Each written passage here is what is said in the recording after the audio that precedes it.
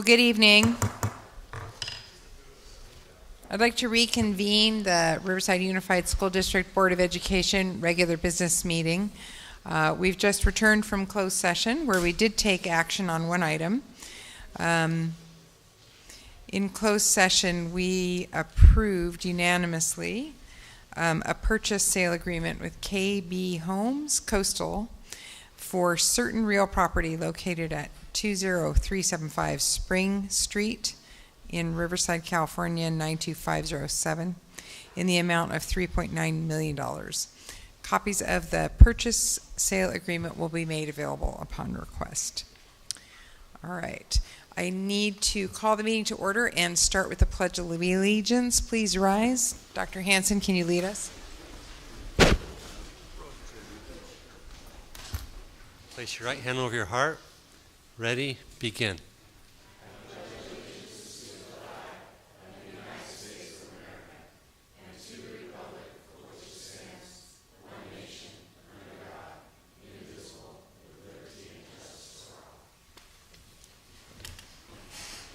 Okay. Do I have any public comments on our closed session matters? No, we've not received any. Okay.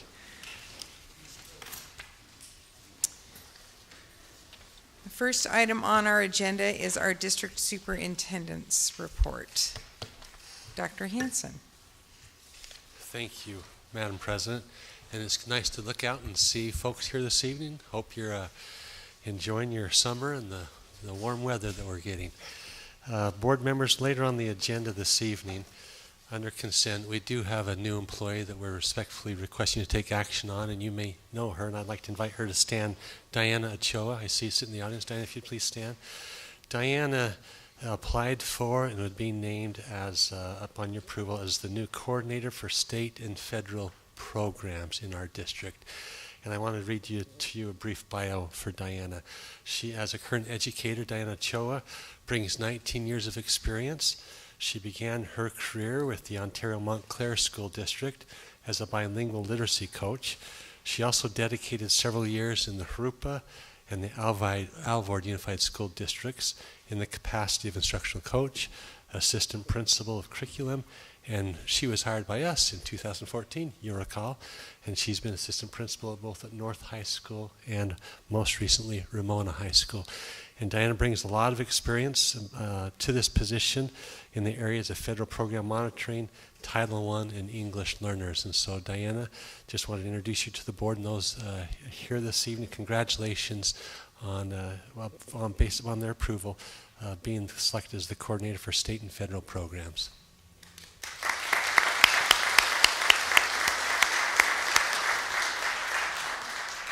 Did you have any family members here by chance you'd like to introduce to the board? Unfortunately, they're all working. Okay, that's all right. Well, thank you for being here. Congratulations. And a couple other things just to report on board members. I briefly mentioned to you earlier, and I just wanted to do so publicly. I happened to travel down to Anaheim yesterday to the National School Public Relations Conference with our entire communications team. So we have fill-in at the back. We're grateful for the folks from ILE that are filling in this evening, but it was such a privilege for me. This is a national conference. It was our turn to host here in California. There are 50 superintendents from around the country, from New York to California. And what struck me is when I walked up to just register at 8 in the morning, the lady behind the counter, she said, "You're the superintendent from Riverside Unified?" Oh my goodness, we've been following Riverside Unified School District on social media and all the videos that your team's doing. And they said, "We're so glad that you came to this program." And then I had the same encounter with the public information officer from San Diego. Again, they said, "We've been following you the last couple of years with the work that you're doing in communications and outreach to the community." And it was this buzz. And then to see our team of 6, the networking they were doing, the awards and recognitions that they're receiving. Matter of fact, the NSPRA, that's this organization, they give awards out every year. And this year, RUSD received multiple awards. Award of Excellence, the highest award, was received for the RUSD's new website. that was put in place this year, and also at all 50 schools. We received 4 awards of merit that the team competed for. The RUSD instructional guide for direction was given that award. The State of the District video was given an awards of merit. The RUSD CASA View Courage video was received an awards of merit, as well as we received 1 honorable mention award for the RUSD marketing brochure that we did put in place earlier this spring. So it was a highlight for the entire communications team. I was proud of them. And then I learned too that last Saturday, Justin Grayson was on a panel with schools. Our district was represented, the district from Florida that had the tragic shooting, and another district as dealing with the crisis because of the crisis that we went through last October at Castle View. And so he represented us very well, talking about things you need to do to get out as far as the media and the news and things such as that. And Justin did a good job representing us. As well as today, Justin and Richard Prince gave a presentation on relationships between diversity and inclusion and public relations and marketing. And so I'm anxious to hear how that workshop went. And then tomorrow, Robert Bledsoe and Con and Mark, our video team, they were selected to give a presentation on advanced storytelling through video and social media. And you've seen a lot of their videos that they've done throughout the year. So again, kudos to the whole communications team, and thank you, board. People, their mouths dropped. I went to a luncheon with the other 50 superintendents, and a lot of them they were there with their PIO, and it was a team of 1. And then when they saw, of course, me and Justin, and that there's this team of 6, we had to help them get up off the floor. And so kudos to you, board, for seeing the foresight, for putting the resource together to grow our communications department, because when you hired me 4 years ago, it was 1. And of course, we hired Justin, and since then, we've grown it to 6. And so I compliment you for that. And I just want to share that with you this evening. And the last thing, I'd like to ask Dr. Lewis, Assistant Superintendent of Curriculum Instruction, to give a brief update on summer school and how it went throughout the district. Dr. Lewis. Yes, sir. So while we finished graduation and ended our school year, we immediately start another opportunity for students. And we had a great summer school experience that just concluded with our high school graduation. So we thought we'd give you some highlights, numbers that participated of staff and students throughout our district. So this summer, we had over 7,000 students participate in some type of summer activity. We had 347 teachers at 28 different school sites, busy over the summer running multitude of programs. And just some highlights, we had for the elementary programs, we had over 2,200 students at 15 sites, and we had over 1,800 students involved in the Starting Blocks program throughout the summer. In secondary, we had over... Yes, sir. Tell them what Starting Blocks program is. Starting Blocks is a community partnership where we have staff, and it's a swim program. And we have students that are maybe not as proficient as swimmers, that we want to begin on water safety. And we actually had a story that came out of the Starting Blocks program that we'll just briefly share, and then there's a high school story, and I'll wrap up. First day of swimming lessons for Jackson Elementary, 3 students were so scared of the water that they would not get into the pool to participate. They'd never been swimming, and they had that fear. So the next day, Melinda Waring, one of the summer school program teachers, came with her swim gear and helped the students feel more comfortable. One of the students, the Lily, still would not get in and clugged to Miss Waring. Miss Waring continued to coax Lily and help her participate in the swim lessons fully. Miss Waring is a great example of Kids First, exemplifying our values of student learning and well-being. By the end of the program, all 3 students were in the pool swimming independently. And talk about a success for students and life-changing. And lastly, we had a story come out of high school. We had 79 high school graduates Monday night walk across the stage after completing summer school. And as we were talking about stories and what that gives to families, and Mrs. Alvey and I were speaking about that at the ceremony, we heard the story of, we had one student who through middle school was beginning to have family problems, discipline problems, and graduation was not on the horizon.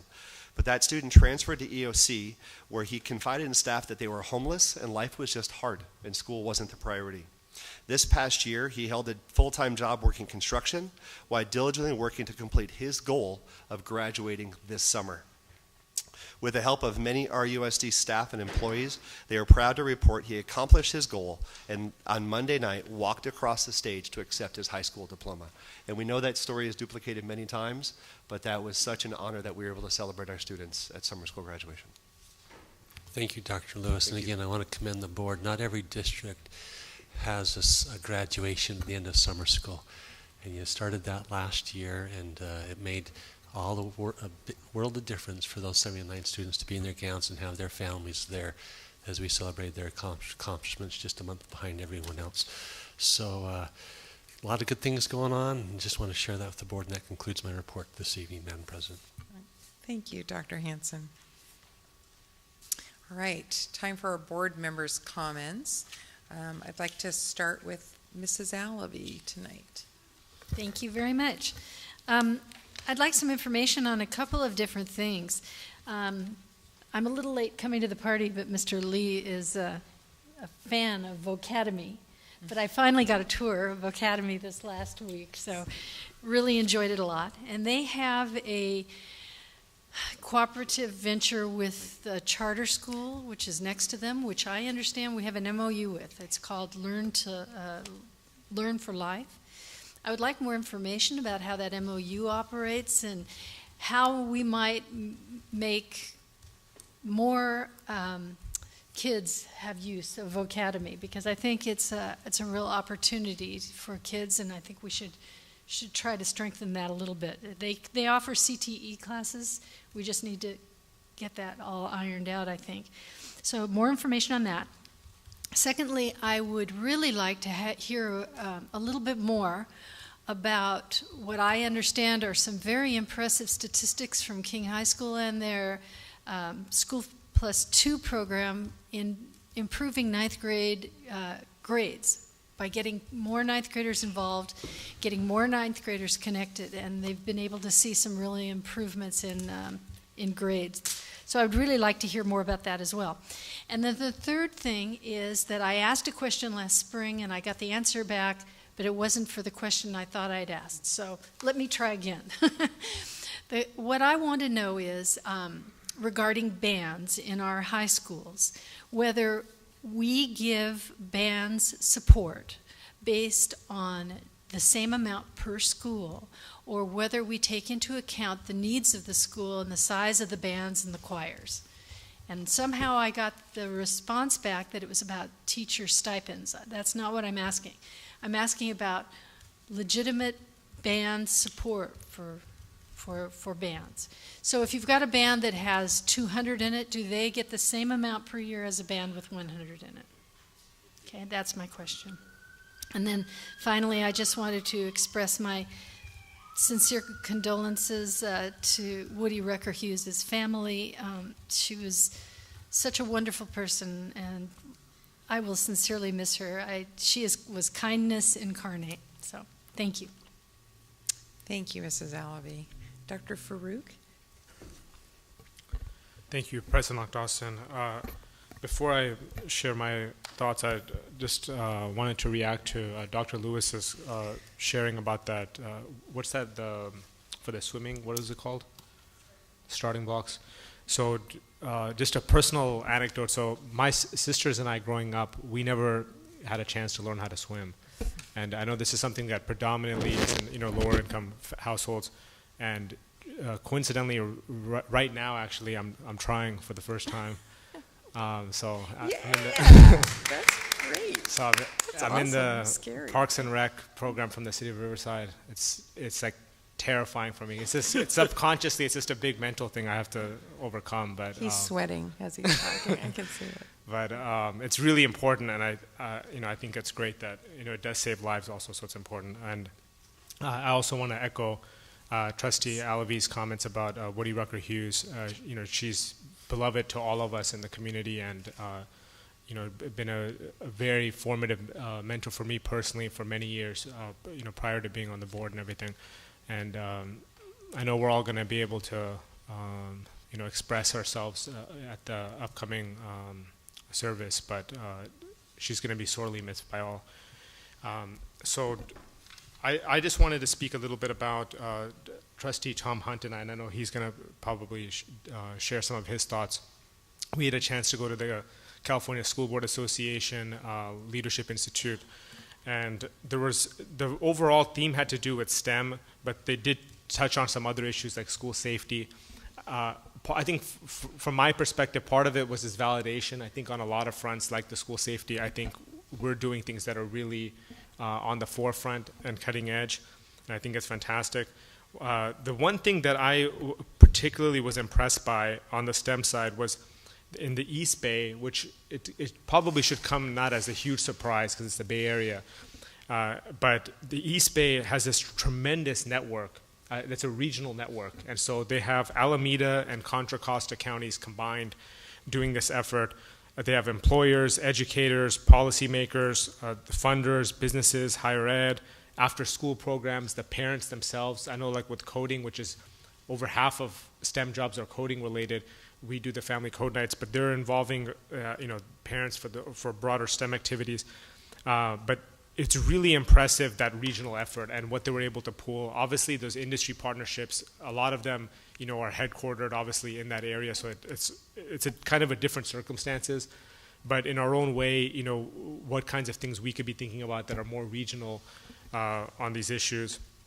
And some of the key things that I kind of took note on was about how they incorporated engineering into the instruction, leadership development, which I know that program at Woodcrest that we're doing, the Leadership in Me, is a really great idea, but I really thought it was innovative how they were involving leadership involved with the STEM curriculum, and then mapping and engaging the assets in that broader ecosystem.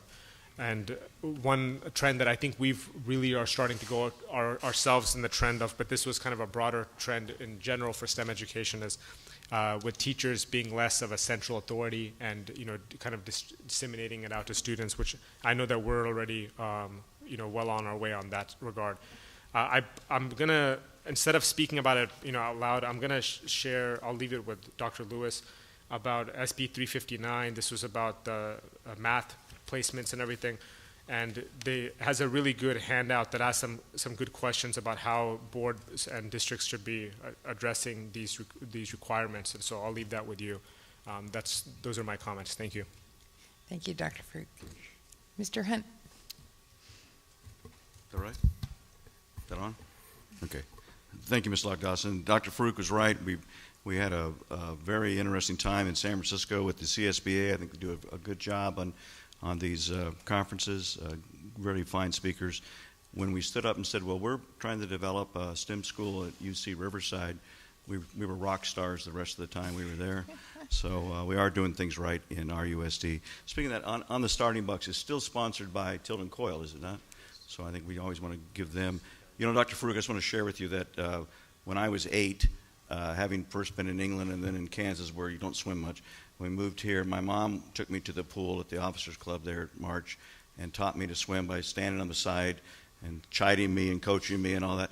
It took me 40 years. I learned to swim. It took me 40 years later to find out my mother didn't know how to swim, which I was both amused by and appalled that she was my coach out there.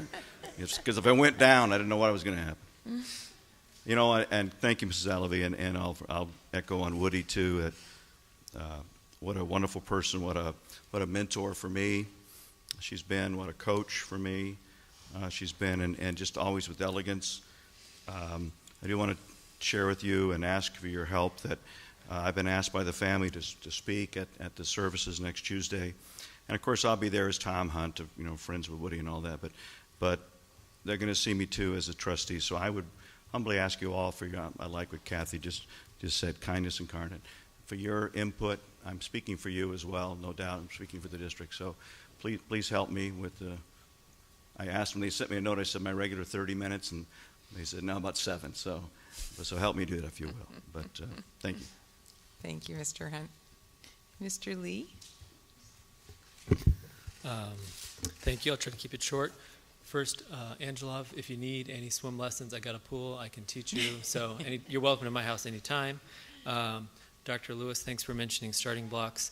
It was pretty hot out there on the pool deck, but it was really fun to see those kids celebrate the end of the summer and all that they learned in the pool. And just wanted to highlight and recognize their aquatics director, Doug Finfrock, for his partnership with our school district over a number of years. He shared I went to high school with Doug. I've known Doug for a long time, but he shared a story that he learned how to swim at that Starting Box program, and look at him 30 years later. He's teaching those kids how to swim too. So he has that firsthand experience on what that program did for him in his life. So not only teach him how to swim, but provide him a job. When I was talking with Dane Broussard from Tilden Coyle, and as Mr. Hunt mentioned, Tilden Coyle has been instrumental in getting that program off the ground and keeping it supported. And one thing he mentioned to me is when they're negotiating with RCC in terms of a fee that they charge to provide those lessons, without a doubt, they were going to have to cut about 250 kids this year because just no costs. And Doug would not let that happen. So it's really nice that we have RCC in our district, or RCC as a partner to make sure every kid that wants to learn how to swim can learn how to swim. So thanks Doug, and thanks RCC. And then that's it. I mean, again, my condolences to Woody's family. I first met Woody through Leadership Riverside in 2007, and since then I just think different. So she'll be missed. Yeah. Agreed. Thank you, Mr. Lee. Just very briefly, I just know a lot of the things we talked about up here, and Art Float, which we had recently, and some of the things we even talked about in closed session, which I won't mention, but some of the things that are going on there. I am continually impressed by how much our school district is integrated into the community and how much the community is part of our school district. And that wasn't always the case. And so it just does my heart good. And there was no better pin on which that pivoted than Woody Rucker Hughes. I think she brought us all together in a lot of ways, and I don't think we will become unmoored, although many of us may feel like that right now without Woody here. I know that she would want to see us continue a lot of her legacy. So thank you, Mr. Hunt, for agreeing to speak at the services. I appreciate it. All right. And happy summer, everyone. Gosh, seems like it's been forever since we've had a school board meeting. Okay, so we've come to the public input portion of our agenda, and this is for items that are not on the agenda. So this will be, let's see, this is something that is not on the agenda, correct? Okay, so I have just one card for something that is not, no, we've got a couple. All right, Dr. Scott on the Western Mandarin Immersion Charter School. And I think you know, Dr. Scott, you have 3 minutes. Thank you. All right, thanks. Hello, Superintendent Hansen and board members and staff.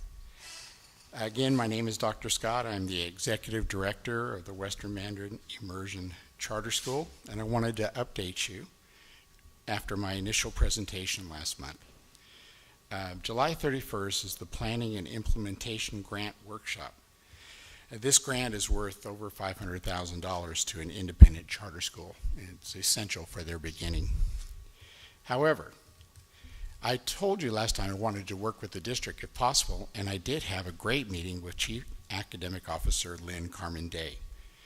We discussed a dependent charter with the Riverside Unified Board as the board of the charter. And I know the summer has changed the schedules for cabinet meetings. And I hope that will be soon to have a discussion. Additionally, we learned, and it's being researched, that if it was a dependent charter, 50% of the teachers would have to be from the district, and we may have to change to a 50-50 immersion. Tonight, I met Dr. Holmes and Dr. Lewis, and it was wonderful to visit with them. Thank you. I offered, talking with Ms. Carmen Day, to work as a paid consultant with no benefits during the next year as we prepared for the school if it was a dependent charter. That would save the district a principal's salary while we worked on the team and details, to be followed by a 2-year contract to lead the school. However, again, the workshop for planning and implementation is July 31st. So I would hope we can get an understanding soon. Since we talked, we're considering expanding the charter to include a high school where Mandarin is taught for 2 or 3 years, fulfilling the language requirement for attending UC universities. Additionally, we intend to partner with a local university to offer concurrent credit and allow our high schoolers the possibility of completing an associate degree upon graduating high school. I personally believe a dependent charter would be advantageous to the Riverside School District. The district retains control of the decision. The charter allows flexibility for new innovations, and I believe interdistrict transfers will even add ADA. Additionally, we intend to attract F1 and M1 visa students from some of the most influential Asian families who will pay their own full tuition to educate their children at Western Mandarin High School.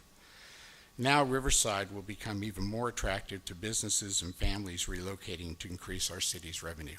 Thank you. Thank you, Dr. Scott.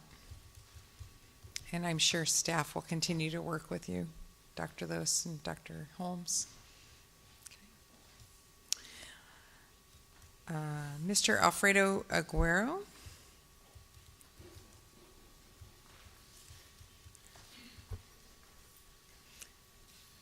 Good evening, Mr. Aguero. Good evening, everybody. My name is Alfredo Aguero. I'm a community organizer from ICUC. The reason I'm here is because first I'd like to say thanks for the space we received last school year on the 2017-2018. And it was great to get the help to get the special education events. But in this time, I tried to get that space again, and it's been some kind of problems to get them. I've been talking to Mr. Jason Ramirez regarding about this since May 25th. And till now, we talked today, but it's just dates to go, and we'd like to get fix this as soon as possible. I sent an email also to Mr. Tom Walker to see if it's possible to get a meeting with you to talk about this. The reason is because I don't want to go around with this and coming here and complaining, because I know parents need help, and we prefer to work together instead of pointing fingers on people. I think that's the best way to work. I asked for help on the family resource centers to pass the information to the parents, because people call there and then they said they don't even know about the events we have. And I tried to see if it's possible to help us to pass the information to the parents, because those events was very low of assistance.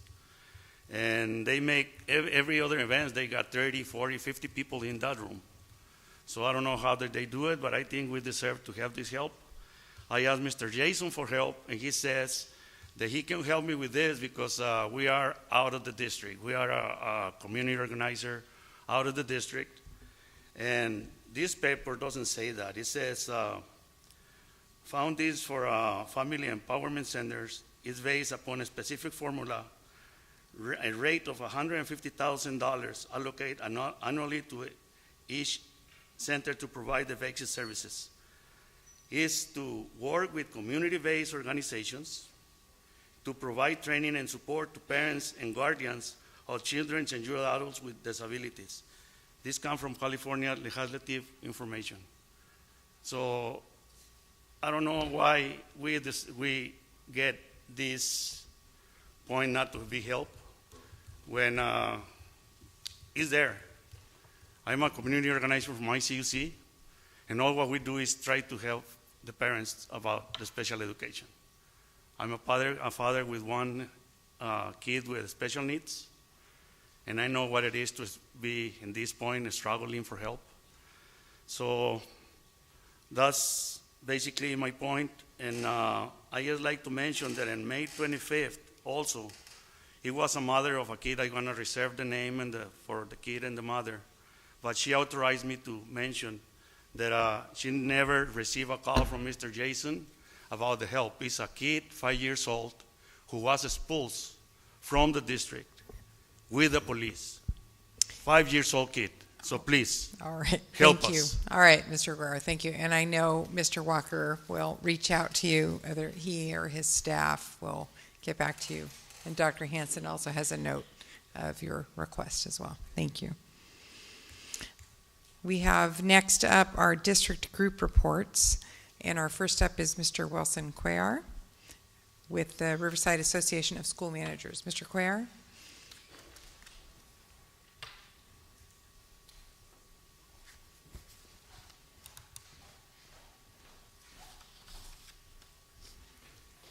Good evening, Mr. Barra.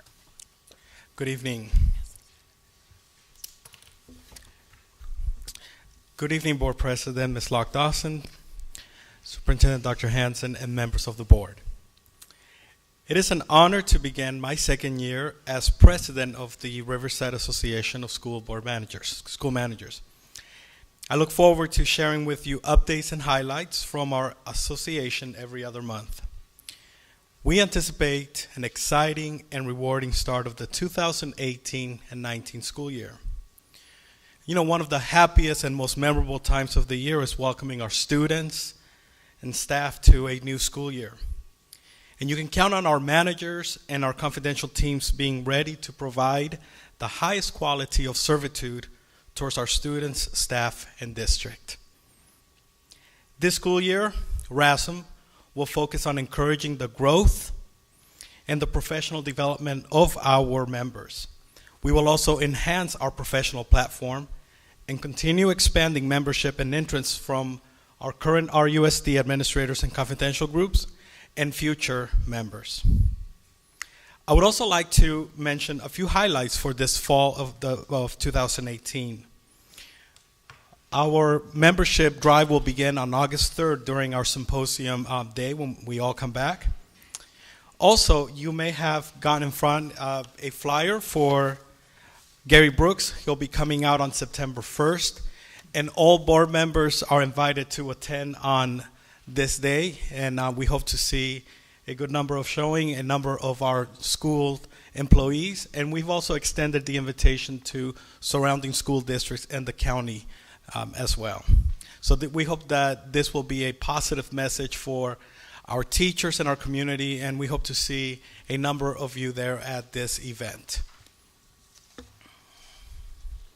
We will also continue to offer scholarships for both managers and confidential groups to obtain professional development opportunities through AXA. And we look forward to another great year. Thank you and have a great evening. Thank you, Mr. Cuellar. Jerry Brooks is really funny. I like him a lot. Okay, our subcommittee reports from the board. I think we just have one tonight, and that's from our operations subcommittee. Is that correct? And is Mr. Lee or Mr. Hunt, who's going to report out on that? I'll go down the list, and Mr. Hunt, feel free to add in. Thank you. And I feel like I already did some of these talking points, but I'll go over them again. Oh, so the first one is from our June 15th meeting, and it was regarding the STEM high school at UCR, just a project update. So the architect was there to share a few options with us, 3 options. In fact, one was within budget, one was right at budget, and one was, I think, kind of what we all were anticipating getting for our budget, but wasn't in our budget. But we are having a study session, as you all know, in August, so I won't go into too much detail on that. Second was just a Measure O project groups A through C update, and this was mainly had to do with Arlington High School, which we discussed at the last study session, so I can skip over that. We talked about a solar power purchase agreement and some rate changes that had happened that kind of affected some of the past work that we did with some of the solar power purchase agreements, so that we discussed and agreed with staff recommendation not to move forward with the agreement at this time. And the last item that we discussed at that meeting had to do with Assembly Bill 746, which requires K-12 schools to do lead water testing. So that testing will begin, and we'll have it all completed by July 1st, 2019. The Operations Subcommittee on July 5th, Andy Walker and Lenny Zarate and their firm Somas, Somas was there on behalf of the county to talk about a sewer lateral down Van Buren Boulevard that would affect our Woodcrest Elementary. So they were looking for anybody that would connect to that was along that corridor if we were interested, and talking to facilities, there are some issues on complications with having a septic system at an elementary school and the cost associated with maintaining that. So we had shared that it's not a commitment, but just that we would be interested, depending on cost, in connecting to a sewer should there be one put through Van Buren. We discussed the formation of several community facilities districts. One is on the board meeting agenda tonight, which is CFD number 34, called Rivera. The estimated amount is just over $1 million, and that resolution, should that intention be passed tonight, we'll vote on it in August. The second one was the formation of CFD 35, which is the KB Home Primrose. It's a smaller CFD, and that'll come before us first in September and then in October. We looked at a change in one of the CFDs that is already formed, which is number 21, and that change will eliminate a 2% annual escalator on the maximum special tax. So it was just something that our council had advised us to do, where basically I think the escalator was going to surpass the amount that you were supposed to be charging, so we were just getting back in line with the regulations there. We reviewed the dedication plaque at Maxine Frost Performing Arts Center. And Mr. Hunt, do you want to comment on that? You mean the outside, Mr. Lee, or the inside one? It says the dedication plaque. Well, I think we're going to have two separate plaques. I think it came down to that because one was the dedication of when we dedicated the new remodeling of the auditorium, and then we're going to have a separate one from the board named the theater after former and late board member Maxine Frost. So this will be just two separate dates. We just thought it'd be better to do it that way. And I think the wall. You go ahead. Are you going to talk about the wall? They're going to dedicate this area and work with her family like we did with Artie Baylor for a library. Right. Yeah, there's some space inside the theater as you walk in where the plaque currently sits to do some memorabilia and some artifacts for her family, so we can work with staff to do that. That's right. And then the other item had to do with where and how it looks on the outside, so when you drive by, what you'll see. Next was the update from Poly High School Measure O project. As we all know, we've allocated roughly $24 million to do the quad redesign, parking lot, and then the ball fields on the corner there. And so the architect had brought back, based upon our last recommendations, just an update about where they are and what the schematics were. The project duration is beginning now and will continue through December 2020. And then the last item that we discussed had to do with Measure O Citizen Bond Oversight Committee application. We needed to add a couple or 3 members, and so those 3 members that we recommended based upon the applications and staff's recommendation were Janice Beelman, Jason Hunter, and Jose Alcala. I think that was it. Do you have anything to add, Mr. Hunt? Thank you, Mr. Lee, Chairman Lee. I think I thought the staff, because we don't make the decision, was going to bring forward, we recommended for Mrs. Frost, Maxine Frost, I forgot what it's called now, theater, but either it would go up on facing Magnolia, either up in the very high up, but the staff and Ramona liked it being on the lower, the new ADA access enclosed that has the windows that I think Mrs. Alvey's working on the different art films that we'll put on there. And I think there is one concern. Are we approving the people for the Measure O committee tonight? Is that on our agenda? There's one gentleman. Consent. No, just a report. I think since that time, Mr. Lee's been brought to my attention, one of the candidates, we need to talk about this with staff, is actually running for a public office. And so it would be a conflict of interest or a misconception, at least, at the very least, of this board appointing that person to a position like this if they're running for public office. Dr. Hansen, Jim? No, thank you. We'll follow up, but that is not on the agenda this evening. That's okay. Thank you, Mr. Hunt.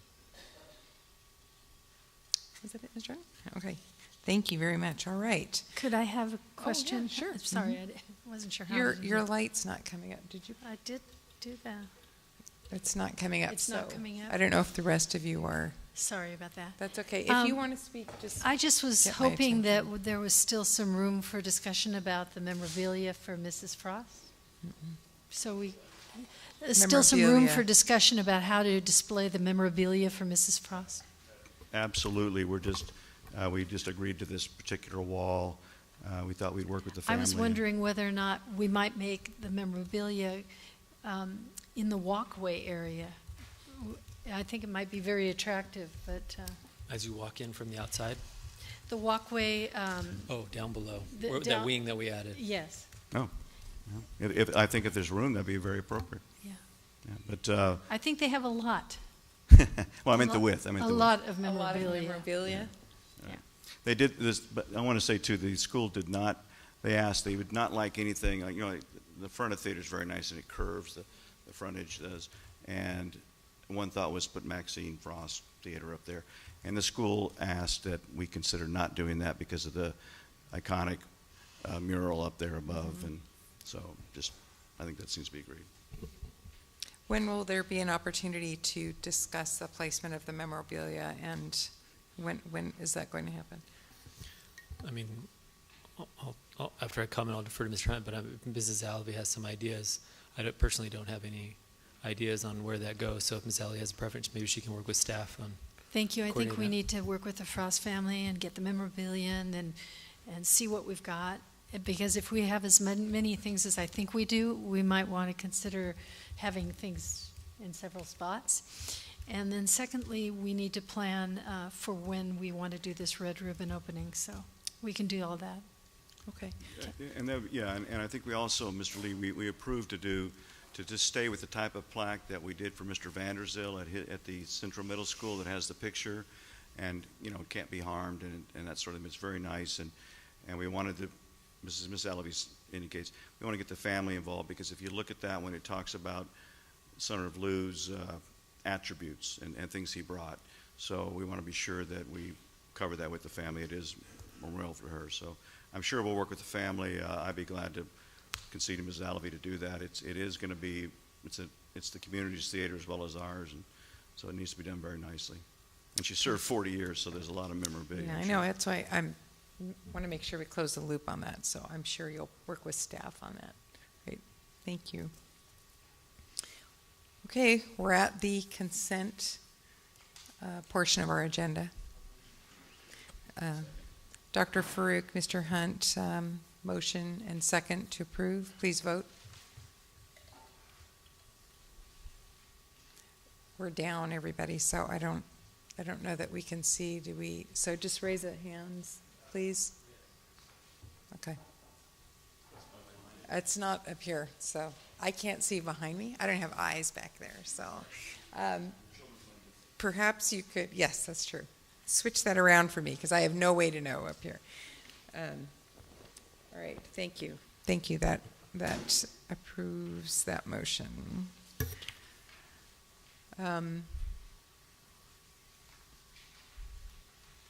Okay, we have one public hearing this evening, and I'm going to open the public hearing.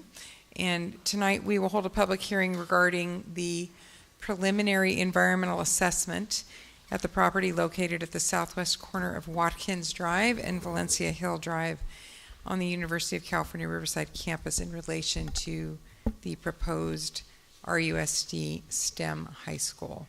Mr. San Martin. Good evening, President Locke-Dawson, Dr. Hansen, and Board of Trustees. A preliminary environmental assessment was conducted at the Glenmore Watkins Drive property located at UCR. This is part of the district's due diligence for state approval. Soil sampling was completed at this site during the month of June in relation to the proposed STEM High School here at UCR. A PEA, or the preliminary assessment, the environmental assessment, is necessary to conduct, is conducted per the California Ed Code, which requires that all proposed new school sites receive certification from the Department of Toxic Substances Control. Prior to acquiring or building a school, we would need certification from DTSC.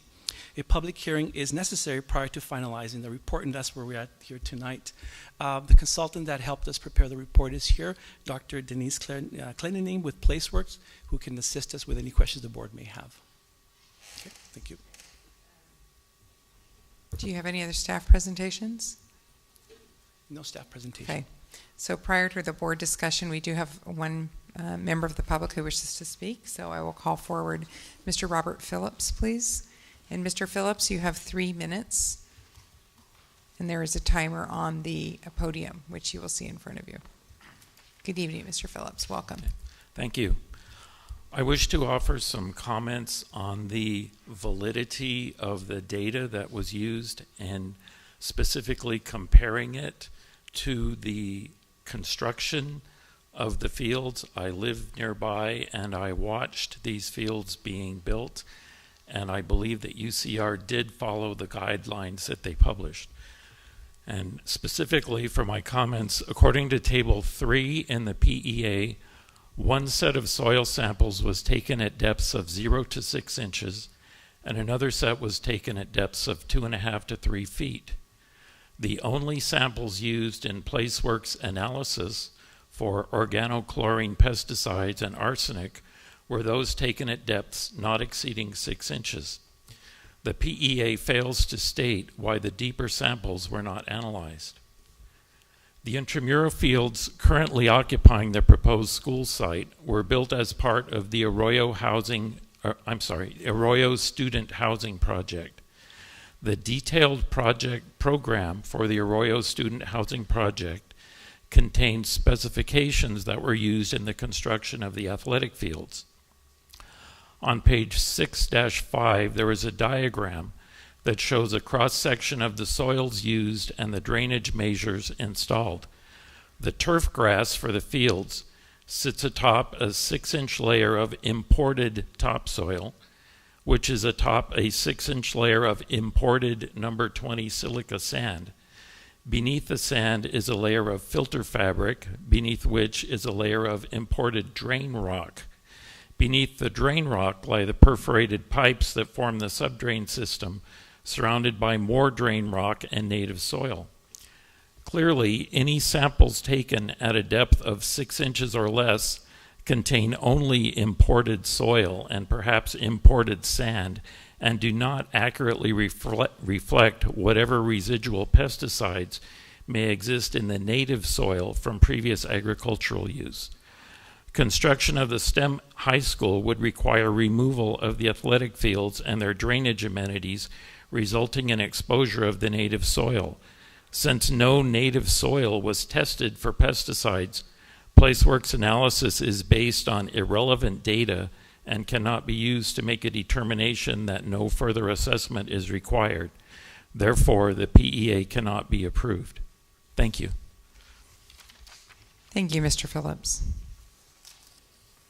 Right, that's the only comment card I received. So I will open it up to the board for comments and questions. And please, board, if you need to speak, just wave your hand. I don't have anything up here. So I just wondered if we could hear from the organization that prepared the report to give us an analysis. Somebody from PlaceWorks, I understand, is in the audience. Do you have their... Hi. Perhaps you can come forward and address some of the comments that were brought up regarding the soil analysis. Good evening, board members. I'm Denise Clendenning with PlaceWorks, and we implemented the, can you hear me? Maybe just raise up the mic. Thank you. And we implemented the PEA for the school site on behalf of the district in June of this year. The sampling plan was implemented by field geologists with the Department of Toxic Substance Control oversight, who the field geologists and the DTSC were at the site during the sampling protocol. They evaluated the a soil profile to see where fill materials stopped and started, and they collected the soils down to 3 feet at the site, determined where fill material was, and beneath the fill soil interfaces where they collected the samples, they felt it was representative of the native soil at the site. The DTSC concurred with the conclusions and recommendations that no further action was warranted, and they gave a condition approval pending the results of the public hearing. And just one other thing, the only issue identified for the site, there were no former structures or industry, was the prior use as an orchard. Any other questions? Any other questions, Mrs. Alvey? All right, Mr. Hunt, I saw you had your hand up. Thank you, Doctor. So what I'm seeing about the aerial photographs, yes, thank you, is that really the site hasn't really gone through much change in the last 50, 60 years. Correct. It only had one use, and it was an orchard. It was an orange orchard, and how big is it, the site? It's like 6 acres. 6.5 acres. Yeah, so that wouldn't produce much pot usage or much, I would think. I don't. No, there was no evidence of that at the site. Okay. And we have tested many similar sites throughout Southern California, and we have never found residual pesticides above elevated health-based screening levels. And these are pesticides that were applied from the 50s through the 80s. So it hasn't been active. Chemicals have not been applied for decades. And so with respect to Mr. Phillips' question and his query about the 6 inches, that was adequate for testing? The DTSC felt so. Okay, all right. Thank you, ma'am. And if they were using any pesticides on the turf fields out there, they are not as persistent as the older ones were, so they wanted to look at that area too. All right. So most pesticides used in the citrus industry were not some of those that were famous back in the 40s for causing a lot of problems. We don't. The pesticides that they're most concerned about were formulated in the 50s and were used through the 80s. Okay. But your studies show no problems with that? Correct. All right. Thank you, Doctor. Thank you, Ms. Lockdowson. All right. Anybody else? Mr. Lee, Dr. Farouk? Okay. All right. I'm going to close the public hearing then. We have no action on that item, so thank you. All right. Moving on to our action portion of our agenda. We've got first up a consideration of a community facilities district. Is that Mr. San Martin? You're back up. It's item L1. Yes. Our legal counsel, Mernal Shaw from BBK, she's here also to answer any questions related to this CFD. On June 15, the Board of Education took action to finalize the CFD 29. Part of the process was to authorize the first reading of ordinance number 2017-18/01. This item tonight includes the second and final reading, and including the adoption of the ordinance. Sorry, I think some of us are bringing up our information here. I'm looking at the map. I can't see. Okay. Approve. Okay, Dr. Farouk, motion to approve. Mr. Hunt, seconds. Any comment? Okay. Any comment or discussion? Please vote. Okay, that item carries. All right. Thank you. All right. Next, we've got up item L2 is consideration of a memorandum of understanding between RUSD and its employees represented by the California School Employees Association. Ms. Barra is not here. Robin, I was just going to say that. Okay. Robin Mesa. Thank you. Good evening, Board President, Ms. Lockdawson, Board of Trustees, and Superintendent Dr. Hansen. I'm Robin Mesa, Director of Classified Personnel, and I'm here to present a memorandum of understanding that we would like for you to take action on this evening. The MOU is regarding the speech-language pathology assistants that have been notified of a layoff. In negotiating the effects of the layoffs with CSEA, we came to the following agreement. The SLPAs that have been notified of a layoff would be offered a speech-language pathologist position if they meet the qualifications and requirements for a variable term waiver for SLP services. I did talk to all 3 of the employees that were affected, and one is going to apply for a SLP program in October. The other one is looking into it, and the third, actually I heard from today, she's going to go ahead and resign. She did get another position. So we're sad to see her go, but glad that she was able to get another position. The second thing is that the layoff would not be effective this year. It'd actually be extended through June of 2019.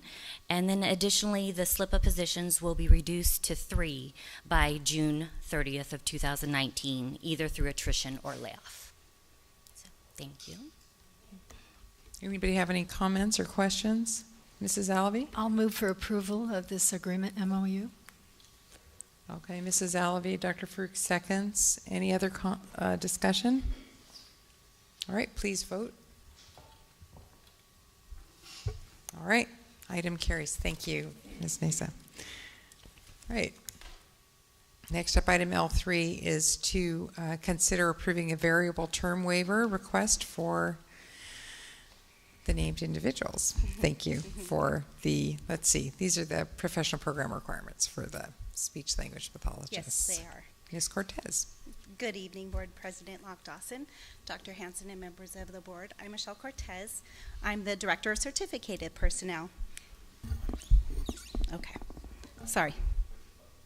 Push the button. Oh. Just get it. Okay. This evening, I'm bringing forward to the board 2 variable term waivers for speech and language pathologists that need your approval. These 2 candidates have met all of the requirements and criteria set forth by the Commission of Teacher Credentialing.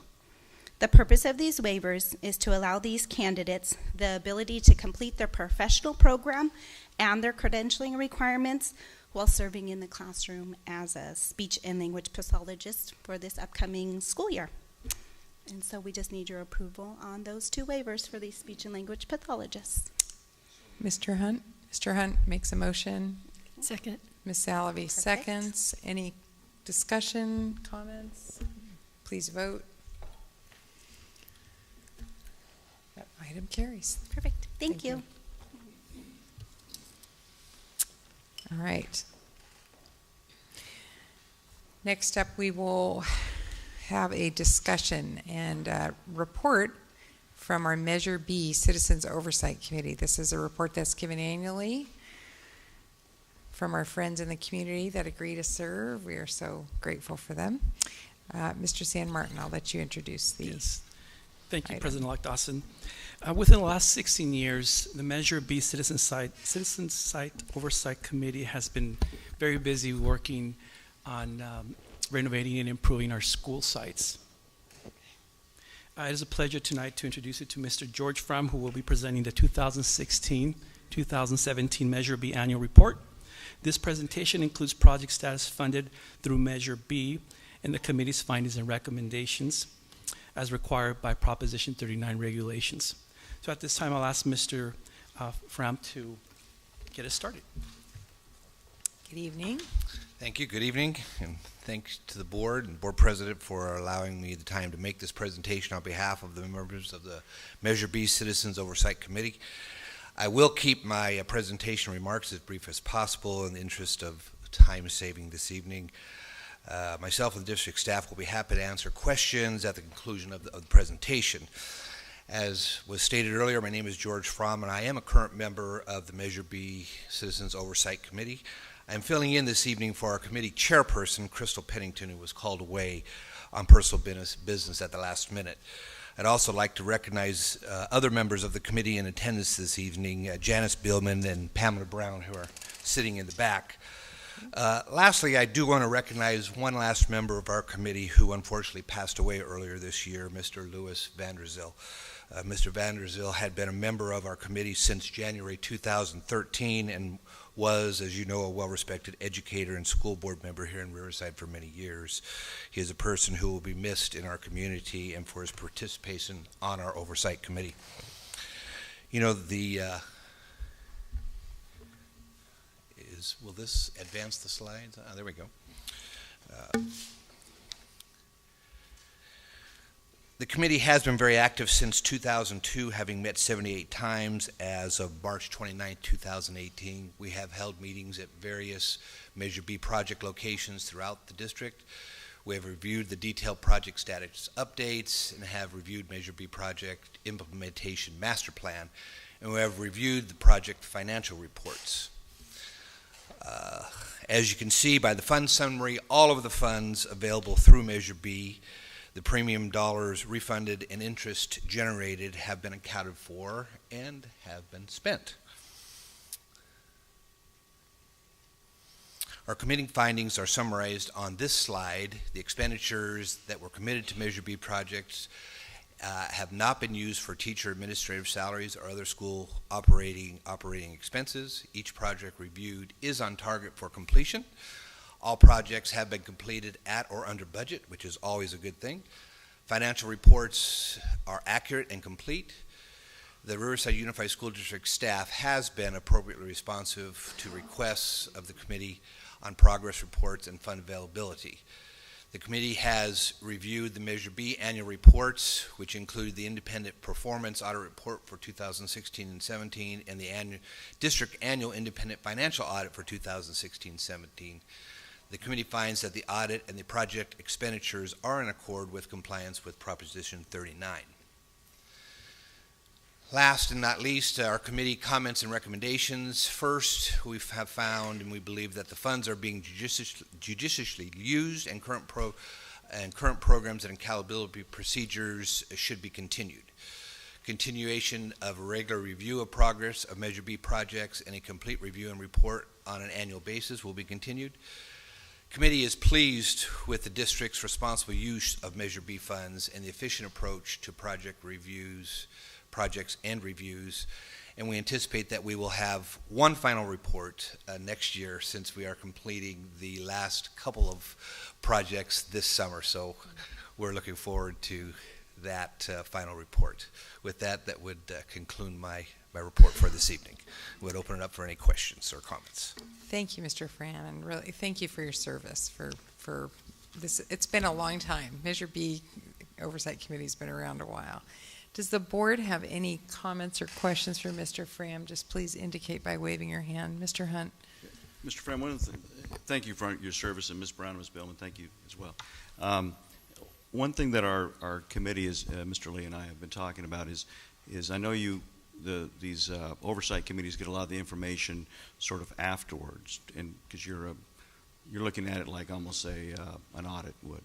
But we've talked about for Measure O, sort of briefing the committee in advance of what we plan for a certain project, what the original thoughts are. Would that be helpful, or do you feel you were given that information? A past Measure B member had told me long ago that he didn't feel that he was getting enough information up front. So just like your thoughts on that, sir.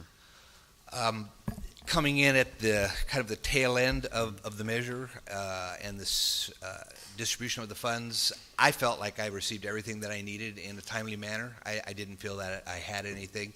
Now, coming in perhaps at an earlier point in the process, maybe that might have been appropriate. But again, from my time on the committee, I believe that we've received everything we need. Thank you, Mr. Fran. Mr. San Martin, I commend you. Thank you. Thanks. Anybody else? Comments, questions? All right. Thank you so very much. We appreciate it. All right. Next up, we have a presentation on our Measure O Citizens Oversight Committee and our first annual report, where we have another group of very active and involved citizens who will help make the presentation. Mr. San Martin. Thank you. With the passage of Measure O in November 2016, a Citizens Oversight Committee was formed back in March of 2017. One of the duties of this committee is to prepare and present to the Board of Trustees the committee's annual report, which we're doing tonight. And again, it's a great pleasure to introduce to you tonight with Ms. Kathy Wright. She's the chairperson from this committee, and she will be walking us through her annual report.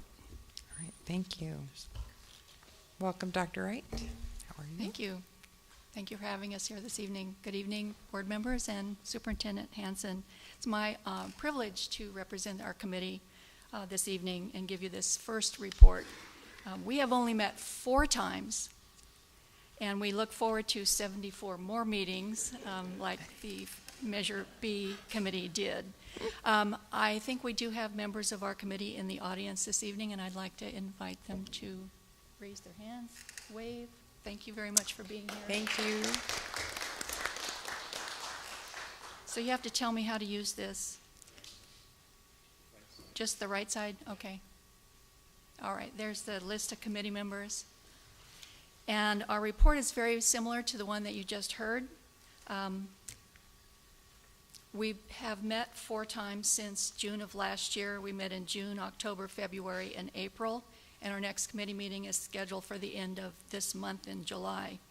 We did meet at the district office, of course, in accordance with the Brown Act requirements. And we also received project updates and schedules, of course, all the scope of the projects, and received and discussed all the financial reports.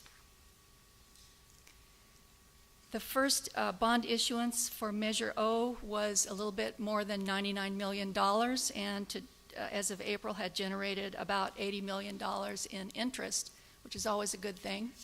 And so we have a little bit more than $99 million available. And I say we because I consider myself as a taxpayer and a graduate of Riverside Unified School District, part of the we. To date, our commitments are a little bit more than $11 million, and our expenditures are just over $1 million. So our committee findings also are in compliance with what are the requirements of Proposition 39. We believe that the expenditures have not been spent towards teacher or administrative salaries or other school operating expenses. We believe that the financial reports demonstrate proper expenditures of taxpayers' dollars. And we're pleased that the staff has been very responsive to our requests and provided all of the information that we've asked.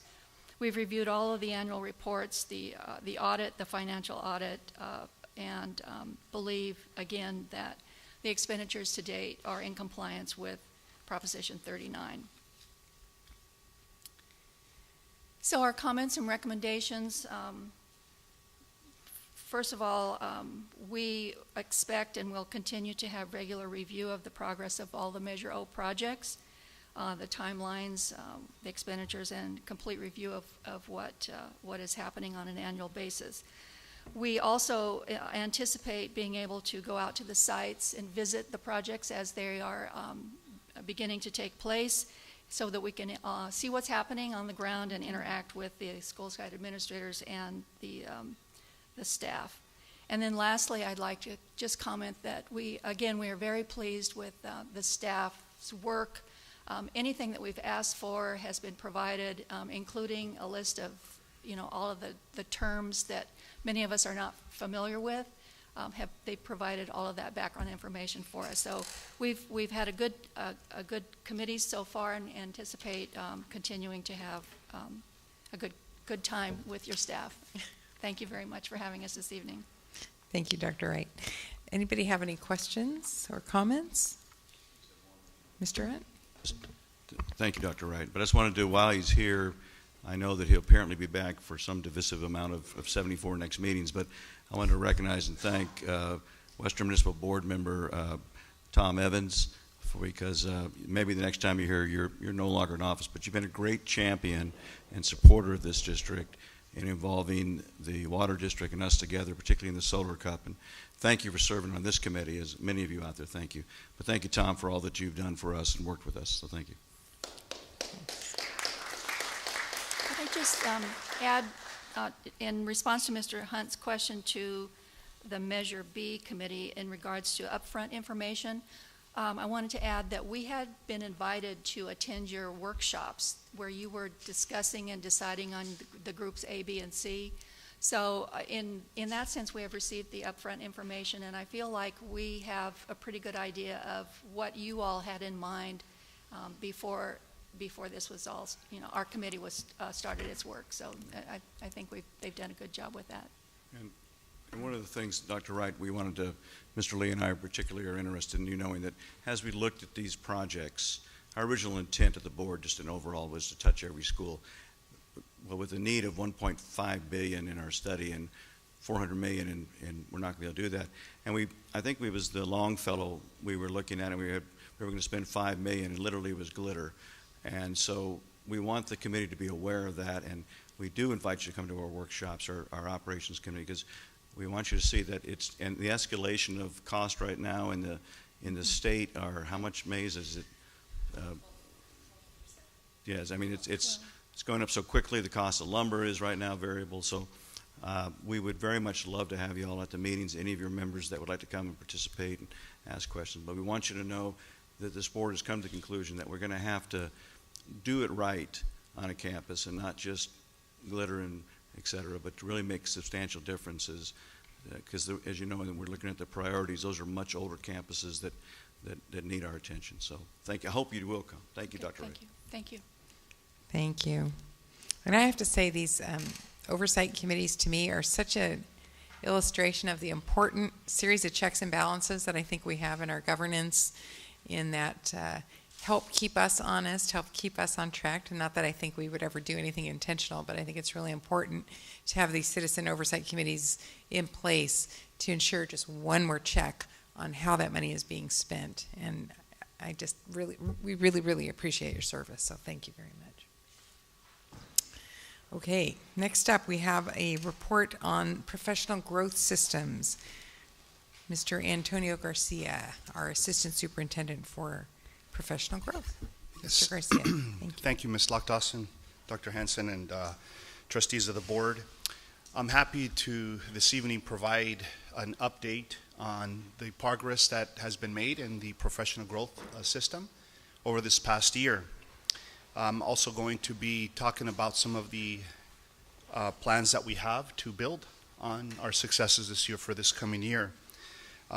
Also happy to have a couple of members from the division, a couple of support teachers who will also be sharing some thoughts in terms of the successes that we've had this year. I also want to take this opportunity to thank the board for your support in investing in a great resource and opportunity to be able to support our teachers, and now this year starting the support for our administrators and eventually our classified staff. And also want to thank the amazing partnership that we've built so far with RCTA, and we'll speak to that in just a minute as well. So you'll see there our motto, or actually our mission for professional growth systems that we're trying to promote across the district. Here we see a visual that I'd like to bring attention to in terms of the impact that we had this past year. As you know, we hired 8 support teachers in PGS. They supported 95 participating teachers. All of them were year 1 teachers that were placed at 38 different school sites across the district, supporting teachers that serve students from TK through 12th grade, and also our adult school.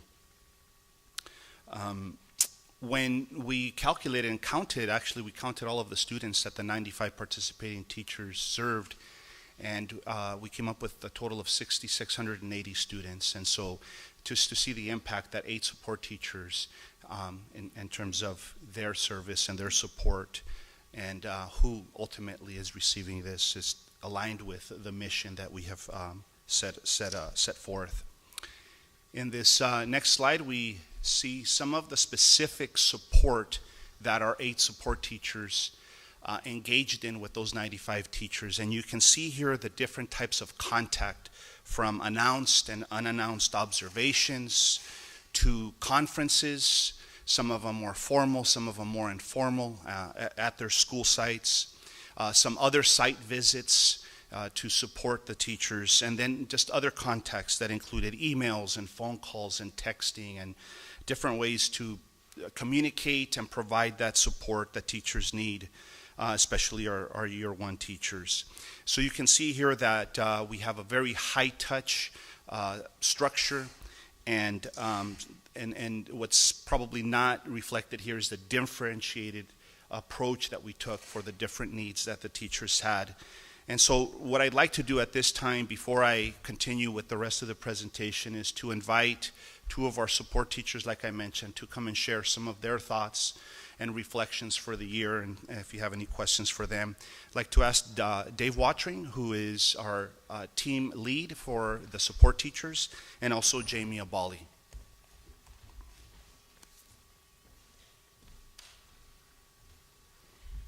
Good evening. I'm Jamie Abali, and I'm a support teacher with PGS. The job of a new or a beginning teacher is colossal, and at times it's very difficult. This year I've had the honor of forming partnerships with teachers, helping them to navigate their way, gaining the numerous skills required for effective teaching and learning. A few examples of the impact PGS has had on teachers and instruction include a teacher texting me after the first day of school wanting to resign because they were overwhelmed and they felt ineffective. I was able to meet with that teacher immediately, and I aided them through modeling, observing, and coaching, allowing them to recognize and build upon their strengths, moving this teacher forward to become an incredibly effective teacher who loves their students and this noble career. This teacher now smiles when reflecting back and confidently looks forward to the beginning of the coming year and their new students. Another example is an experienced but new to RUSD teacher.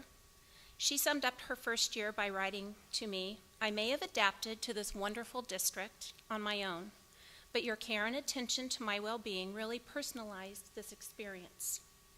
Due to this innovative program, I have found a home here in RUSD." I also had the fulfilling task of assisting a teacher reluctant to coaching shift from a lecture format with little connection to their students to a hands-on, engaging, enthusiastic, motivating teacher with a classroom full of eager to learn, problem-solving students. This teacher now fully embraces PGS. And finally, another teacher wrote, "I am better today for having worked with you and PGS. My experiences this year are not uncommon, and every single support teacher has equally encouraging stories to tell. Thank you for the opportunity to work with my peers, improving instruction for all students in Riverside Unified School District." Thank you, Jamie. Those are great examples. Good evening. I'm Dave Watering, and I'm a support teacher and have the pleasure of being the lead support teacher. Initially, support teachers experienced a sense of loss leaving our classroom because at our heart, we are teachers. However, in a short time, we discovered that the roster of participating teachers was similar to the class list we had had in years past. Like these students that came to our classroom every year before this last year, our participating teachers needed someone to help them transition into a new environment and provide them with support as they adjusted to the change. Someone to serve as a sounding board during times of doubt or struggle. Someone to be their champion. Someone with a vested interest in helping them grow. Someone who was easily accessible and responsive.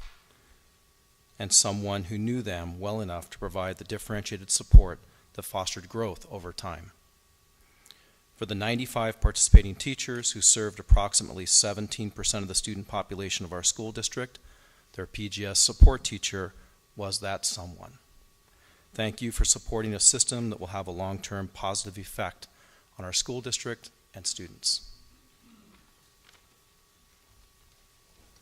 I have a question. Oh, thanks. I have a lot of questions, but my first question is, are there commonalities amongst new teachers in the needs that they have from mentors like you? Or is every teacher's situation just so unique and different that you have to treat them all totally different? Both. Okay. There are unique needs of a new teacher. Classroom management is first and foremost. We also see, prior to PGS, I was also a BITSA support teacher, so I have a couple of years' experience working with new teachers. In the fall, as the rubber hits the road, we do tend to see a dip in teachers' confidence, new teachers' confidence. And so we've got to be real careful at that stage with how we approach helping them to improve and helping them to become reflective practitioners. Mm-hmm. And then again, every single teacher, their classrooms are different. We served preschool through adult school. Mm-hmm. So those needs are vastly different.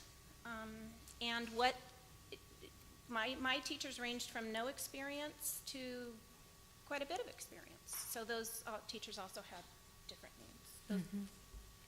Our system is designed to provide support to us as well as we serve our participating teachers. So once a month we meet with a principal pair. That's a principal from the district and a teacher from our district who are paired together to help support us. We meet and we share the progress of our participating teachers. In a group we had four support teachers and a principal pair, and we were able to receive feedback, and they posed questions. Have you tried this? Have you done that? And then that group would meet as a review panel each month in the afternoon. They would meet and they were able to identify trends that they saw across the board. So yes, there are trends, but how you go about meeting the needs of those individuals within those trends might be different. So yeah. Very good. Yeah. My other question is, having no idea what we were doing when we started PGS, and you obviously are pioneers in this, what's the biggest surprise that you found in being a mentor teacher like this? What has surprised you? Something you didn't know going in that you wished you would have known? I guess this will sound bad, but in my interview I actually told them I knew what I could do in the classroom with kids. And so I had hesitancy about leaving the classroom because I wasn't sure if I would find the same kind of success with adults. And I think that's been the biggest surprise for me, is that much like our kids in the classroom, adults want to learn too. And if you find what makes them tick, and then you work with their strengths to bolster them, they come along and you see that growth. Like you see the light bulbs going on. So I saw Socratic dialogue being used in ROTC. Huge. And I was there when it failed. So the instructor allowed me to coach him live through the next period and turned a failed Socratic dialogue into a success right there. And he looked at me at the end of the period and says, I will never go back to teaching the way I did ever again. Because the students had owned their learning. It was just like wow. Yeah, exciting. Yeah. What worked, working with adults, there are different strategies you have to use, of course, because they're adults. Right. But the differentiation and the skills we've gained in the classroom, we're applying to adult learners, because my classroom was across 6 different school sites and 13 different teachers at one point. But the skill set, the differentiation, the needs, and how I address those needs in the classroom aren't a lot different. The other huge plus is the team that we're working with. While we're all at different school sites working with different teachers, the collective we is a really tremendous group of knowledge and skills, and if I don't have the answers, I've got 7 other people who absolutely do, and learning to rely on them and use them to support my teachers as a collective whole has been a really rewarding experience. Good. Thank you. Thank you. Mr. Hunt? Mrs. Lock-Dawson, thank you both for your volunteering to do this, and I know we miss you in the classroom, but we're glad you're out there helping us. Tell me about you, kind of follow up Mrs. Alvey, and Mrs. Abala, you were just talking about you have 7 other folks you can call on and work with and reference. But help me understand, these teachers that you're helping are on a campus where we have a principal that's the captain of that ship. How do you, in evaluating the teacher and working with them, how do you ensure that your direction is in line with the direction that this principal has for that campus and or the department head for that campus? Just tell me about that, you and Mr. Walter. First of all, we meet with the principal. I met with every one of my principals at the very beginning of the school year before, I tried to meet with them before I met with teachers. Sure. They outlined their plan, their global plan for the school and their areas that they really wanted me to focus on. I had a principal say, my focus for this year is classroom discussion. I want my students discussing. I want classroom dialogue, kids participating in classroom dialogue. If you could really help my teachers focus in that area. I am always available to listen to what a principal might want to say to me. If a principal's seeing something that I'm not seeing, or if a principal has concerns, I am always available and able to listen to what that principal says. The conversation is a one-way conversation, because what I'm doing with that teacher needs to remain in a coaching model. So the conversation is a one-way conversation.